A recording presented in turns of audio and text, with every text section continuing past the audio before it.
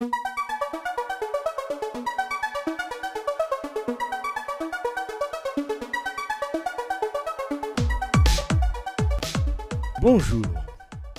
Enfin, après que la nouvelle ait circulé abondamment dans tous les médias occidentaux, il s'est avéré que le missile qui a touché le territoire polonais et tué 2 personnes ne provenait pas de l'armée russe, mais de l'Ukraine.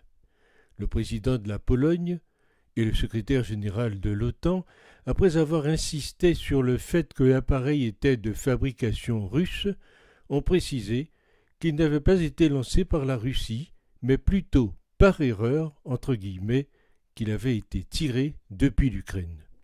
Le fait que cela se produise lorsque des pressions apparaissent pour que le conflit évolue vers la négociation donne une idée des intérêts conflictuels dans cette guerre et que la paix intéresse peu certains secteurs. Mais pour les structures qui se nourrissent du business de la guerre et pour celles qui incitent aux intérêts géopolitiques, les pourparlers de paix sont inutiles. Pour cette raison, il est plus qu'évident que ceux qui ont lancé ce missile par erreur sont contre un accord. Le pape François a été la voix la plus calme et la plus sensée, qui a condamné ce conflit alors que quelques-uns engraissent leurs comptes bancaires avec la vente d'armes, l'endettement et la destruction du peuple ukrainien.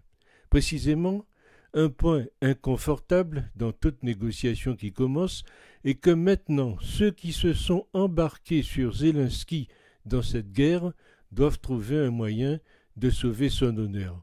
Mais il est également temps pour Zelensky de choisir comment entrer dans l'histoire, que ce soit en tant qu'homme qui a empêché une escalade qui annonçait une guerre nucléaire, ou en tant que celui qui a prêté son territoire à une guerre que d'autres ont menée par procuration.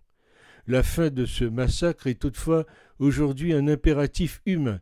Nous savons qu'un accord ne sera pas facile, mais les ennemis de la course aux armements doivent exiger, comme le pape, que la voix du peuple qui demande la paix soit entendue.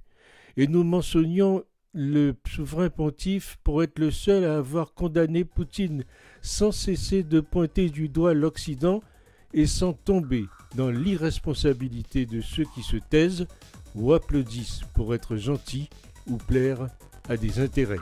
À lundi.